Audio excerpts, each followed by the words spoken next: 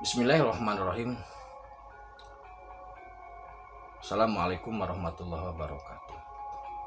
Maha suci Allah, segala puji dan syukur kita panjatkan kehadirat Allah. Semoga kita selalu dalam bimbingan rahmat dan ridha Allah Subhanahu wa taala. Subhanallah walhamdulillah, astagfirullah wa Allah, Allahu akbar.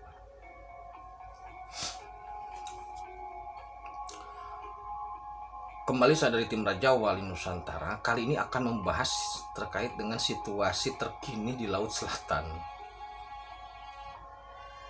Dalam video kemarin saya sudah membahas bahwasanya Nyai Roro Kidul atau Mbah Kidul atau Kanjeng Ratu Kidul itu sudah minggat.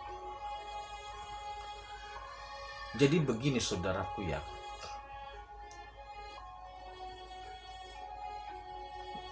Kanjeng Ratu Kidul itu mewarisi kekayaan Sulaiman, tapi kemudian bermasalah.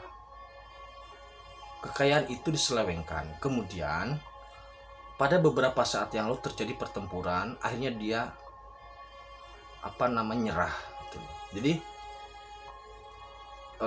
sekitar tahun belasan lah itu ada pertempuran, beliau nyerah. Dan setelahnya, pada waktu itu saya juga ngangkat video tentang kebejatan Ratu Pantai Selatan. Kemudian karena memang dia melakukan klarifikasi bahwa dia sudah soleh, maka saya pun mengangkat kesolehan Ratu Pantai Selatan. Tapi ternyata nipu asli, nipu itu ternyata masih bejat juga. Akhirnya apa? Akhirnya pasca pertempuran di Laut India bagian selatan itu Ratu Pantai Selatan saat ini memang sudah minggat, sudah ada di dimensi langit kelima bersama beberapa orang yang lain. Ada 4 orang di sana.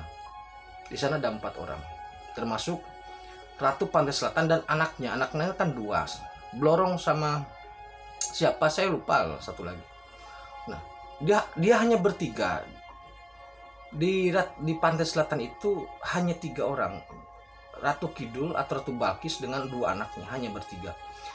Jadi ketika pasca perang di Laut India bagian selatan itu, di laut selatan India, jadi di laut Samudra itu,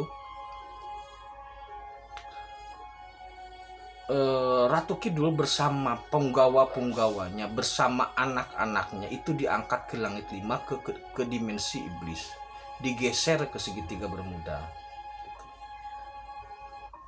Maka terjadi kekosongan di Laut Selatan, tidak ada raja atau tidak ada ratunya, tidak ada pemimpinnya, tidak ada penguasanya, dan juga keprajuritannya karena banyak yang kurang ajar ya, jadinya banyak di situ kosong.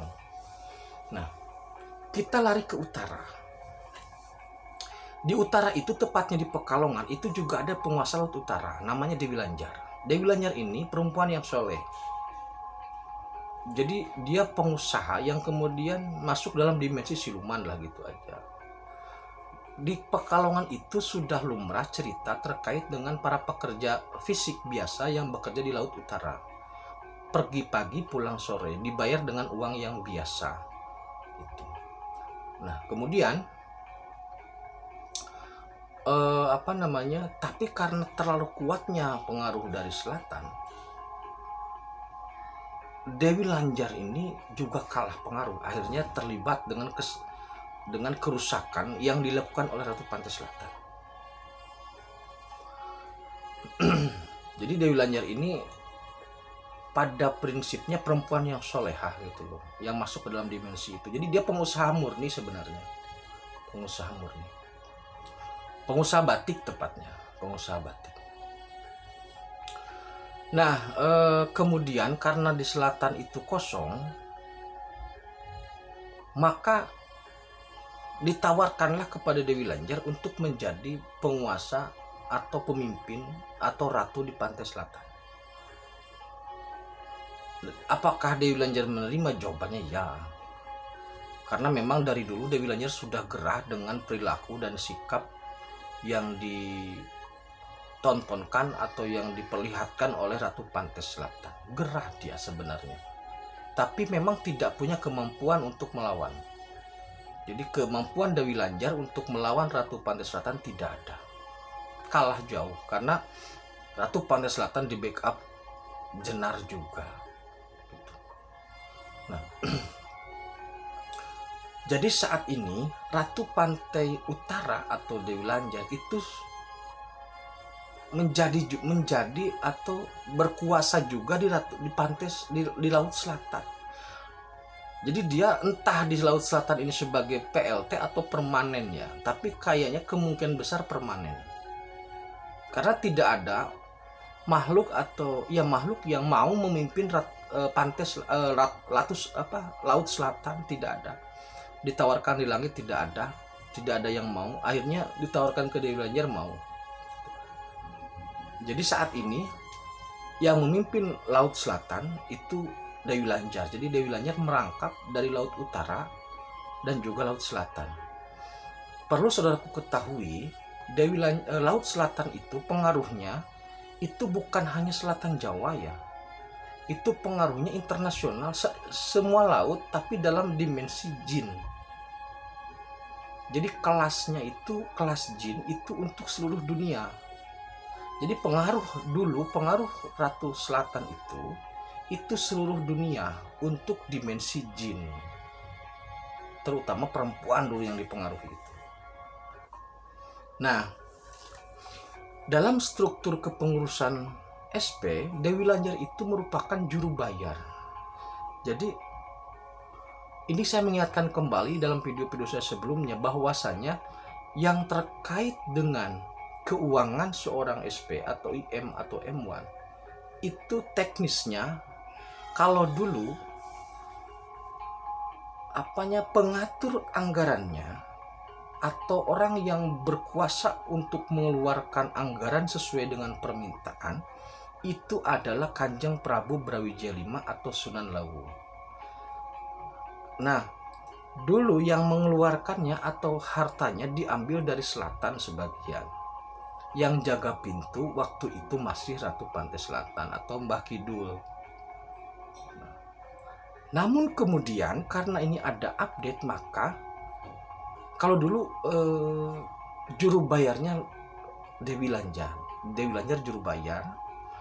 Jadi dana dari Kanjeng Prabu Brawijaya V atau Sunan Lawu itu diserahkan ke Lanjar untuk dikasihkan ke SP atau IM sesuai kebutuhan. Nah, karena saat ini selatan kosong, maka jadi Dewi Lanjar merangkap untuk menjaga atau menjadi pengelola harta yang ditinggalkan Raja Sulaiman itu. Jadi Raja Sulaiman meninggalkan harta ke Bilqis, Bilqisnya dipindah ke langit 5.